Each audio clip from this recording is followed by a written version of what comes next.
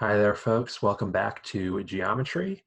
Today we are going to be focusing on finding the area of circles.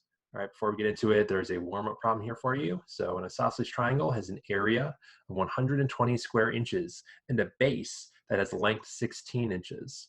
All right, determine the length of the triangle's legs. So pause the video right now, try it out for yourself, and come back when you're ready.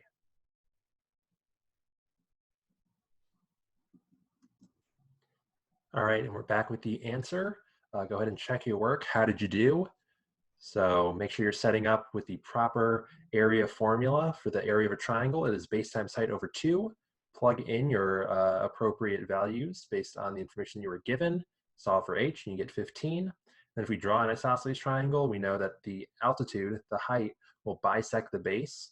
And so that length of 15 bisecting our base of 16 into halves of 8. And then you see the Pythagorean triple telling us that the hypotenuse of that right triangle, which is the leg of the isosceles triangle, is 17 inches.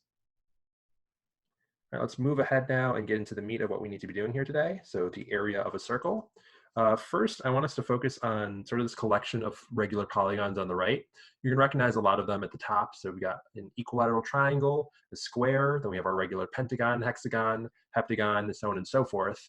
But the thing that I want you to notice is that as we move from the top down, right, as we start increasing the number of sides of that regular polygon, those regular polygons start looking more and more like a circle, right? So the triangle doesn't look a lot like a circle, but if you look at the very last shape at the bottom, you can see that we're getting a closer approximation of a circle.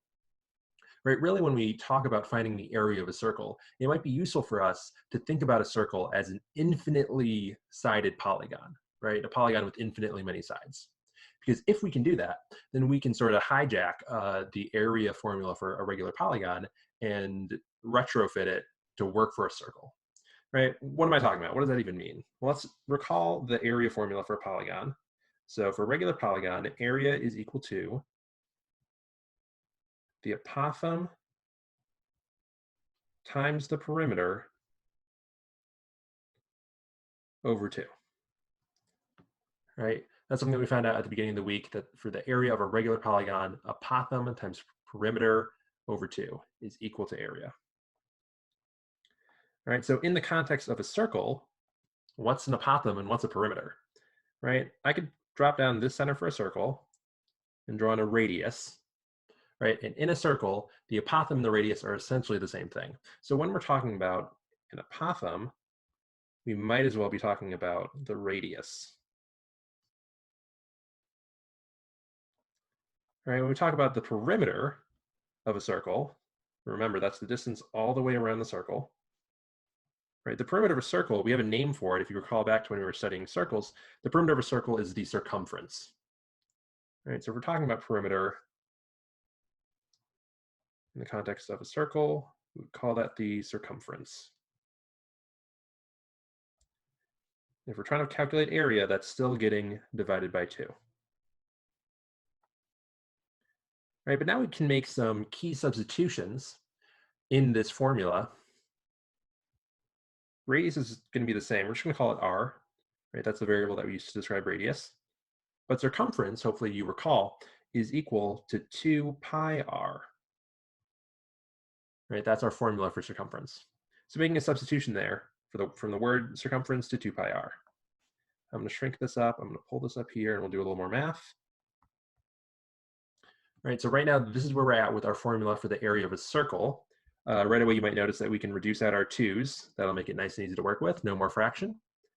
And then we're multiplying r by r. So we get to rewrite that as r squared, right? R times r squared. We're still multiplying by pi, so that pi sticks around. The entire thing is equal to area. All right, and that is how we get to the area formula for a circle. Area is equal to pi r squared. All right, so if you have the radius of a circle, you can find the area and vice versa. And we're going to do 3 examples down here that sort of test out your ability to use that formula. If you want to try these problems on your own, it is a perfect time to stop right now. Then you can bring it back and check your answers after. right? But if you want to sort of see how these problems are done, just stick around, and I'm going to jump into them in a hot second. But if you wanted a chance to pause, now's your time to do so. All right, let's kick it off with example 1. So determine the area and circumference of a circle with a diameter of 18 feet. Now, it's not really super necessary that you draw this circle, but I'm going to just for the sake of illustration. So our diameter is 18 feet, and that means that our radius is 9 feet, right? The radius is half of the diameter. Now, one thing that we can get out of the way immediately is the circumference, because the circumference is equal to 2 pi r, or pi times diameter. Right, so if we're talking circumference and we know the diameter is 18, then the circumference is going to be 18 pi.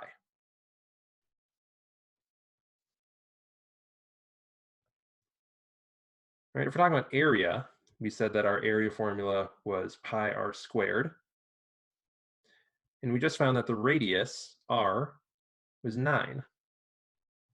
So area is equal to pi times 9 squared. All right, hopefully you also remember that 9 squared is 81. But we're not going to format this as pi times 81. Instead, we call this area 81 pi. All right, don't forget the units, feet squared. Because we started with feet and we're talking about area. This actually reminds me right now, I made a mistake here. I did not include the units on our circumference, which I should be doing. So, shame on me. 18 pi feet for our circumference, right? The reason that we're using feet and not feet squared is because circumference is a length, right? It's a length around the circle. It has nothing to do with area. So we're using 18 feet and not 18 square feet. All right, so example 1. Let's push forward for example 2. All right, determine the diameter of the circle with an area of 200 square centimeters, and we are going to be rounding to the nearest hundredth here. Right, so I actually am not going to draw this circle. It's not entirely necessary, as I said. Really all we need here is our area formula. So area of a circle is equal to pi r squared. Now we just said that the area was 200 square centimeters, so I can plug that in for A. And now we're going to solve for r, all right? Now I'm going to remind you that you're going to want to keep everything as is until the very end. You don't want to keep touching your calculator, because hitting enter like 5 times in a single problem could lead to some pretty nasty rounding errors. You might find that your answer is off by 10, 20, 50, off by a large magnitude, and that's no good for anyone. All right, so we're going to do all of the work on paper, and once we get to the very end of what we want, then we will touch our calculator. All right, but let's get started with this. I'm going to divide by pi. And dividing by pi allows us to reduce out the pi's on the right. Right, so we have 200 over pi is equal to r squared. If we want to get r by itself, then we will square root both sides. All right, so we're getting here that the square root of 200 over pi is equal to r. Now again, we're not touching the calculator because we're not at the end of the problem yet. What we needed was the diameter. All right, so recall that diameter is equal to 2 times r, 2 times the radius. And now we just found that the radius was the square root of 200 divided by pi. So we can substitute that in, right? 2 times the square root of 200 divided by pi. Right, all we're doing here is taking this value for r and just plugging it in over here. Right, so now that we've gotten diameter by itself, now we can jump into the calculator. So I'm going to go ahead and pull my calculator up. Let's go ahead and type in that answer that we just got. So 2 times the square root of 200 over pi. 2 times the square root of, and I love an excuse to do fancy fraction, 200 over pi. Hit enter. And if we're rounding to the nearest hundredth, looks like our answer is 15.96. So I'm going to go ahead and hop back into the notes here. Give it a minute to percolate. All right, we're back in the notes. So based on that, our diameter is approximately equal to 15.96. Our units were centimeters. And because it is a length and not an area, I'm not going to square those centimeters. Final answer, 15.96 centimeters.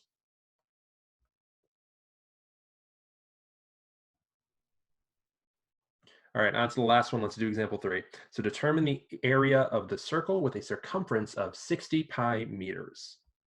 All right, let's recall that circumference is equal to 2 pi r, right? And this is the crucial bit. You got to make sure that you're not mixing up your area and circumference formulas. That is a common mistake for a lot of people, but area is pi r squared. Circumference is 2 pi r. Right, and now I can plug in that 60 pi for our circumference. Right, in order to find area, I'm going to need to know the radius. So now I can divide by 2 pi, and that way we're finding the radius r. 2 pi will reduce on the right. I've got my pi's reducing over here, and it looks like the radius is equal to 60 divided by 2, which is 30. Right, now we can go ahead and carry that radius of 30 over to our area formula. Remember, we're finding the area of our circle. So area is equal to pi r squared. In this case, that means pi times 30 squared. 30 times 30, 900, quick maths. Then we'll format it correctly. So we're calling this 900 pi. I'm going to check my units. Looks like it's meters, and because we're talking area, meters squared.